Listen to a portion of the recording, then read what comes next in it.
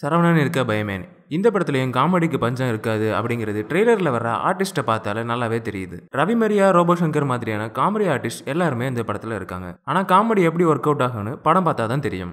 Okay, story என்னவா இருக்கும்னா, உதயநிதி ஸ்டாலின் படிச்சு முடிச்சுட்டு சும்மா ஊர் சுத்திட்டு இருக்க பையனா இருக்காரு. மன்சூர் அலிகான் ஒரு அரசியல் கட்சி தலைவரா இருக்காரு.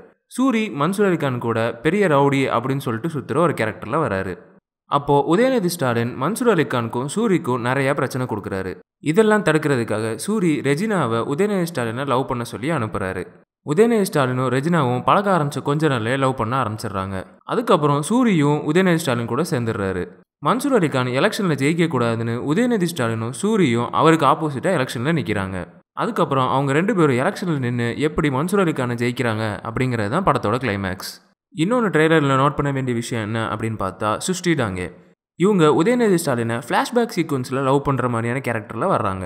இதை எப்படி சொல்கிறோம் அப்படின்னு பார்த்தீங்கன்னா, சுஷ்டி டாங்கே வர சீன்ஸ் எல்லாருமே காலேஜ் பேக்ட்ராப்பில் இருக்குது.